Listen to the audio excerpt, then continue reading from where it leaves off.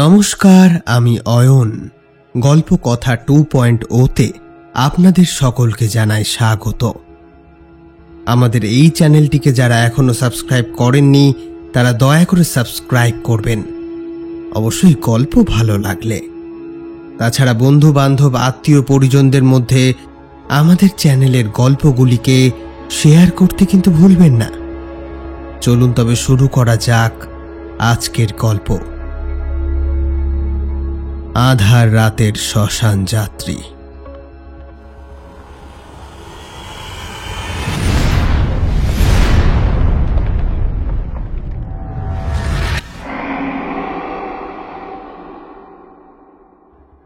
সেদিন বাড়ি ফিরতে অনেকটাই রাত হয়ে গিয়েছিল সমরেশের। রাস্তা একেবারে শুনশান। এত রাতে এই অজপাড়া গায়ে রিক্সা কিংবা ভ্যান পাওয়ার কোনো সম্ভাবনাই নেই। অগত্যা সমরেশ অপেক্ষা না করে পাকা পথ ধরে হাঁটতে শুরু করল। গ্রামের মানুষদের উদ্যোগে আর পঞ্চায়েতের চাপাচাপিতে এই বছর দুয়েক হলো পথটা তৈরি হয়েছে। তার আগে এখানে কাঁচা রাস্তা ছিল। একটু বৃষ্টি হলেই প্যাচপ্যাচে কাঁদায় চারপাশ ভরে যেত। রাস্তা হয়েছে বটে, তবে অন্ধকারে সেখানে আলোর ঠিকঠাক ব্যবস্থা হয়নি। বেশ কিছুটা দূরে দূরে একটা ল্যাম্পপোস্ট, তার আবার কোনোটা লাইট গিয়েছে বিগড়ে। একটা দুটোতে আলোর পরিমাণ এত কম যে সেটা নিচের পাকা রাস্তা অবধি এসেই প্রায় পৌঁছায় না। সমরেশ পাকা রাস্তা ধরে হাঁটতে হাঁটতে হঠাৎ বাঁদিকের একটা মাটির রাস্তা ধরল। জঙ্গলি এলাকা, কিন্তু তার মধ্যে দিয়ে একটা সুন্দর মেঠো হেঁটে যাওয়ার পথ তৈরি হয়েছে, এও গ্রামের মানুষের তদারকিতে। দিনের বেলা শর্টকাট হয় বলে অনেকে এর মধ্যে দিয়ে যাতায়াত করতে করতেই পায়ে চলা পথের নির্মাণ। নানা রকম কথা ভাবতে ভাবতে সমরেশ জঙ্গলে পথটা ধরে এগোচ্ছিল। তার হাতে ধরা মোবাইলের ফ্ল্যাশ লাইটটা বেশি দূর অবধি না গেলেও সেই আলোয় সামনের পথটা দিব্যি দেখা যাচ্ছে। সমরেশ গিয়েছিল আজ তার এক বন্ধুর বাড়ি। বেশি দূর নয়, ট্রেনে 2টো স্টেশন পরেই। তবে গ্রামের স্টেশন সন্ধে হতে না হতেই প্রায় ফাঁকা হয়ে যায়।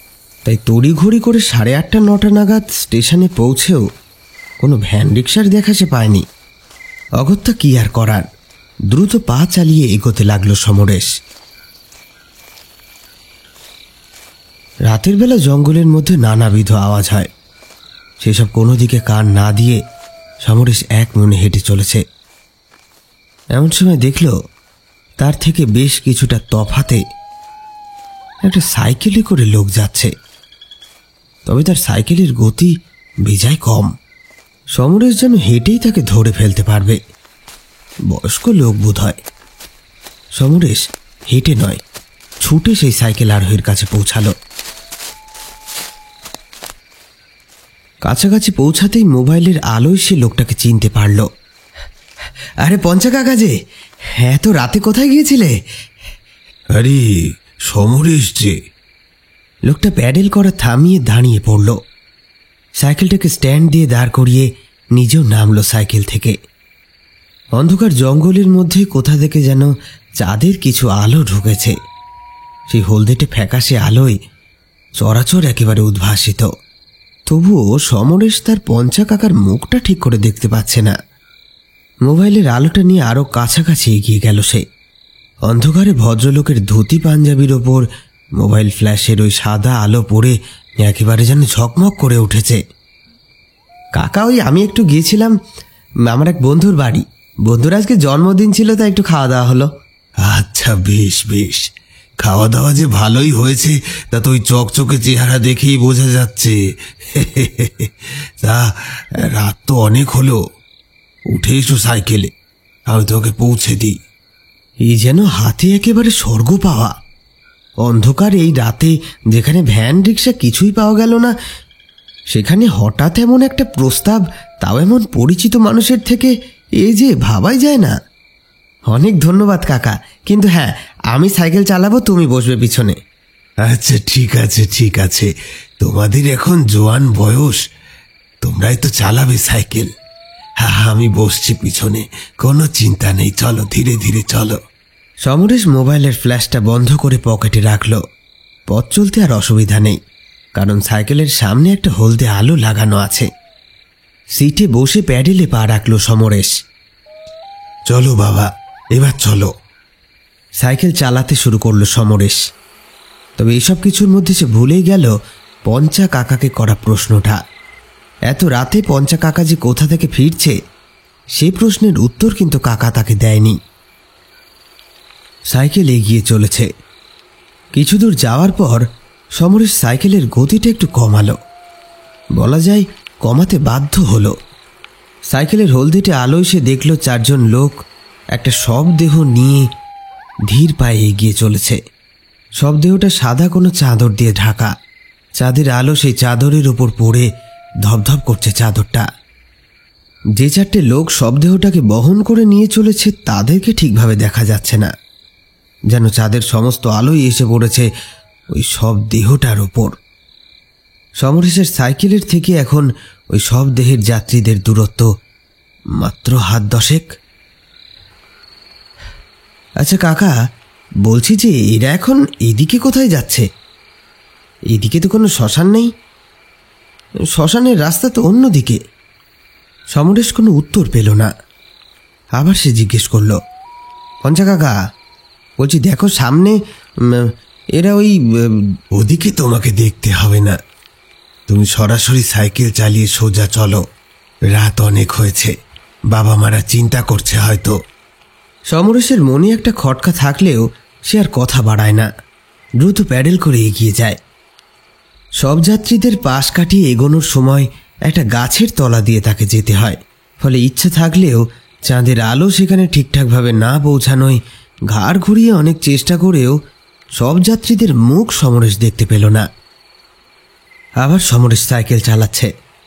পঞ্চা কাকা হলো তাদের পাড়ার অন্যতম পুরোহিত।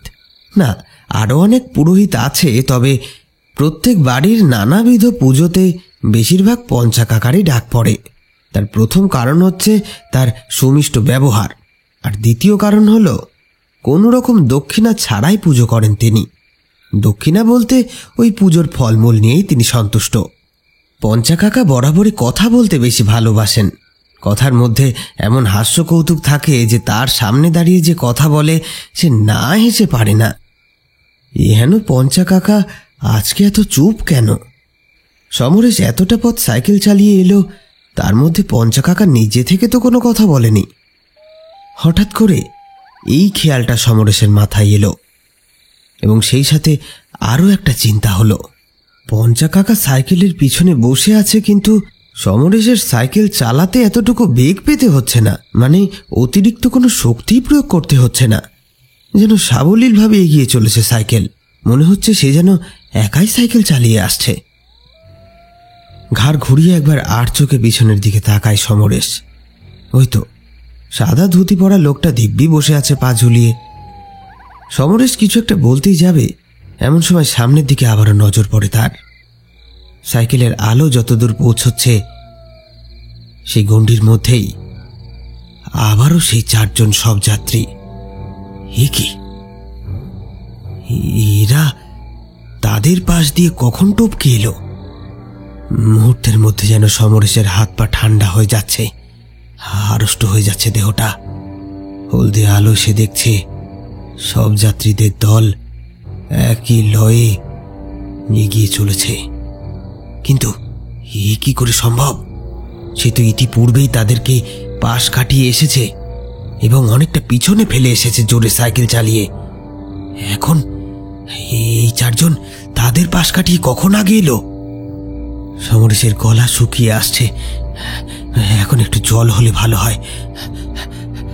সাইকেলের গতি তার নিজের অজান্তে কেমন যেন কমে এসেছে। সে এবার পঞ্চা কাকার কাছে কিছু একটা জিজ্ঞেস করতেই যাবে, তার আগেই পঞ্চা কাকা গম্ভীরভাবে বলে উঠল, সাইকেল জোরে চালাও, জোরে চালাও, থামলেই বিপদ। সমরেশ দেখল তার হাত পা ভয়ে আড়ষ্ট হয়ে যাচ্ছে, কিন্তু পঞ্চা কাকার এই আদেশে যেন আবার তার দেহ কিছুটা সচলতা ফিরে পেল। সাইকেলের হ্যান্ডেলের উপর সামনের দিকে ঝুঁকে পড়ে প্যাডেলের উপর চাপ দিল সে। মুহূর্তের মধ্যে তার সাইকেলটা সব যাত্রীদের পাশ কাটিয়ে আবারও আগে এগিয়ে চলল। এবার কিন্তু সমরেশের আর ঘাড় ঘুরিয়ে ওই সব যাত্রীদের মুখ দেখার মতো সাহস জোটেনি। সে এখন ইষ্ট নাম জপ করছে মনে মনে। ভয়ে ভয়ে সাইকেল চালিয়ে খানিক দূর আসার পর আবারও এক অবাক কাণ্ড। এবার সমরেশ যেন তার নিজের চোখকে বিশ্বাস করতে পারছে না। এইসব সে কি দেখছে? তার সাইকেলের হলদেটে আলোর গণ্ডির মধ্যে আবারও সেই 4 সব যাত্রী, কিন্তু এবার তার একটা গাছের নিচে বসে মাথায় হাত দিয়ে। চাঁদের আলো এসে পড়েছে সব দেহের ওপর। তার মুখের থেকে সাদা চাদরের আবরণটা এখন সরানো। এ কি? সব দেহের সাদা চাদরটা একটু একটু করে রক্তে ভিজে উঠছে যেন। সাইকেল নিয়ে আরো কাছাকাছি আসতেই সমরেশ দেখল সব দেহের সারা শরীর ততক্ষণে লাল বর্ণ ধারণ করেছে, এবং এই লাল বর্ণ কোনো রং নয়, এ তাজা রক্ত। সমরেশ প্রাণপণে প্যাডেলে চাপ দিচ্ছে, দ্রুত সাইকেল চালানোর চেষ্টা করছে, কিন্তু কিছুতেই যেন সে দ্রুত সাইকেলটাকে এগিয়ে নিয়ে যেতে পারছে না। তার সমগ্র শরীর যেন ভার হয়ে আসছে। মাথাটা কেমন যেন ঘুরছে। এখনই সে পড়ে যাবে। টাল সামলাতে না পেরে এখনই সে পড়ে যাবে। সমরেশ যেই মুহূর্তে ওই শবদেহের পাশ কাটিয়ে এগোতেই যাবে, সেই সময় তড়াক করে মৃতদেহটা উঠে বসলো এবং ঘাড় ঘুরিয়ে তাকালো সমরেশের দিকে। জীবনে এমন ভয়াবহ দৃশ্য সমরেশ আর দেখেনি। সে চেয়েছিল চোখ বন্ধ করে পাশ কাটিয়ে যাবে, কিন্তু যেই মুহূর্তে মৃতদেহ উঠে বসে সমরেশের দিকে ফিরেছে, সেই মুহূর্তে কোনো এক অজানা শক্তি যেন সমরেশকে বাধ্য করেছে মৃতদেহর ওই পচা গলা মুখটার দিকে তাকাতে। সমরেশ দেখল সব দেহের সারা মুখের মাংস চামড়া গলে যাচ্ছে, চোখ ঠিকরে বেরিয়ে আসছে, জিভটা ঝুলে আছে বাইরে। এই বিভৎস মুখে খেলা করছে এক ভয়াবহ শয়তানি হাসি। সমরেশ আর পারল না, আর প্যাডেলের উপরে চাপ দিতে সমরেশ পারল না। মাথা ঘুরে সাইকেল সমেত পড়ে গেল মাটিতে। এইসব কিছুর মধ্যে তার খেয়ালই নেই যে তার সাইকেলের দ্বিতীয় কোনো ব্যক্তি ছিল, পঞ্চা কাকা। সমরেশের যখন জ্ঞান ফিরল, সে দেখল সে তাদের চণ্ডী মণ্ডপ তলায় রয়েছে। সূর্যের আলোয় চারপাশ ঝলমল করছে। গতকাল রাতের সেই বিভৎস ভয়াবহ অপবিত্র অন্ধকার এই সূর্যের আলোর কাছে যেন এখন আর কিচ্ছুটি নয়। কি হে সমরেশ বাবা, এখন কেমন বোধ করছো? বুড়ো সাধু বাবার কণ্ঠে সম্পূর্ণরূপে হুঁশ ফেরে সমরেশের। সে বলে, এই তো বাবা, আমি ঠিক আছি। আর কোনো ভয় নেই, ঈশ্বর তোমার ওপর সদয় ছিলেন। যাও, বাবা মার সাথে বাড়ি ফিরে যাও। তৎক্ষণাৎ সমরেশ আর কিছুই জানতে পারে না। সেদিন সে বাবা মার সাথে বাড়ি ফিরে আসে। এরপর কেটে যায় প্রায় 1 মাস। সাধু বাবার আদেশ অনুসারে ঠিক 1 মাসের মাথায় সমরেশের বাবা মা তাকে সেই রাতের পরবর্তী ঘটনাটুকু বলে, মানে তার অজ্ঞান হয়ে যাওয়ার পর ঠিক কি কি ঘটেছিল। সেদিন রাত অনেক গভীর হয়ে যাওয়ার পরও যখন সমরেশ বাড়ি ফিরল না, তখন তার বাবা মার মাথায় যেন আকাশ ভেঙে পড়ল। ছেলেটা কোথায় গেল, কি হলো, এই দুর্ভাবনায় তারা অস্থির হয়ে উঠতে লাগলো। এমত অবস্থায় কি করা যায় সেটাই যখন ভাবছে, এমন সময় বাইরের দরজায় ঘা পড়ল। দুজনেই শুনল বাইরে থেকে সমরেশ ডাকছে। ছুটে গিয়ে সমরেশের বাবা দরজা খুলল, মাও গেল পিছু পিছু। তবে দরজা খুলে তারা অবাক হয়ে গেল। দরজার ওপারে সমরেশ আছে বটে, তবে সুস্থ স্বাভাবিকভাবে নয়। তার নিথর দেহটা এলিয়ে পড়ে আছে রাস্তার ওপর। সমরেশের মা বাবা তাকে ধরাধরি করে ঘরের মধ্যে নিয়ে আসে। জ্বরে তখন গা পুড়ে যাচ্ছে সমরেশের। পরের দিন সকালেও যখন সমরেশের জ্ঞান ফেরে না, তখন তার বাবা মা চিন্তায় পড়ে যায়। সমরেশকে নিয়ে সরাসরি হসপিটালে চলে আসে। হসপিটালে 2 দিন থাকার পর চেতনা ফেরে সমরেশের। তবে তখনও সে স্বাভাবিক ছিল না। বিড়বিড় করে কি যেন বলছে। সর্বক্ষণ কোনো চিন্তায় বুঁদ হয়ে আছে, কাউকে চিনতে পারছে না। এমত অবস্থায় গ্রামের কিছু মানুষের পরামর্শে সমরেশের মা বাবা তাকে নিয়ে চণ্ডী মণ্ডপের ওই সাধু বাবার কাছে এসে হাজির হয়। সাধু বাবা সমরেশকে ভালো করে দেখে নিয়ে বলে, সেই রাতেই সমরেশের পিছু নিয়েছিল কয়েকটা অপশক্তি। অপশক্তিরা ছিল বেজায় শক্তিশালী। তাদের উদ্দেশ্য ছিল সমরেশের প্রাণ নেওয়া। তবে কোনো কারণে বা কোনো শুভ শক্তির জন্য তারা সে কাজ নাকি করতে পারেনি। বলাই বাহুল্য, ওই শুভ শক্তি সেই রাতে প্রাণী বাঁচিয়ে দিয়েছে সমরেশকে। বাবা মায়ের মুখে পুরো ব্যাপার শোনার পর সমরেশ একেবারে অবাক হয়ে যায়। সে তো ওই জঙ্গলের রাস্তায় অজ্ঞান হয়ে গিয়েছিল, বাড়ির সামনে পর্যন্ত এলো কি করে? হঠাৎ তার মনে পড়ে সে পঞ্চানন কাকার সাইকেলে করে আসছিল। তৎক্ষণাৎ সে বাবা মাকে পঞ্চানন কাকার কথা জিজ্ঞেস করে এবং তার সাথে দেখা করার জন্য মরিয়া হয়ে ওঠে। বাবা মা তাকে শান্ত করে আরও একটা ঘটনা শোনায়। সমরেশ যে সন্ধেবেলা বন্ধুর বাড়িতে হই হুল্লোড় করছিল, সেই দিনই গ্রামের ওই পাকা সড়কে একটা লরির সাথে সাইকেলের অ্যাক্সিডেন্ট হয় এবং সেই সাইকেলটি চালাচ্ছিলেন গ্রামের পঞ্চানন পুরোহিত, সমরেশের পঞ্চানন কাকা। ব্যাপারটা বুঝতে সমরেশের আর বাকি থাকে না। সে রাতে ওই 5 অপশক্তির থেকে তাকে রক্ষা করেছে পঞ্চানন কাকার পবিত্র আত্মা। নিজের অজান্তেই হাত দুটো বুকের কাছে জড়ো হয়ে যায় সমরেশের। স্বর্গীয় পঞ্চানন কাকার উদ্দেশ্যে একবার প্রণাম জানায় সে। এতক্ষণ আপনারা যে ঘটনাটি শুনছিলেন, এটা সম্পূর্ণরূপে সত্য। 2022-এর জানুয়ারির 13 তারিখে ঘটনাটি গল্পকথাকে পাঠান পূর্ব মেদিনীপুর জেলার একজন।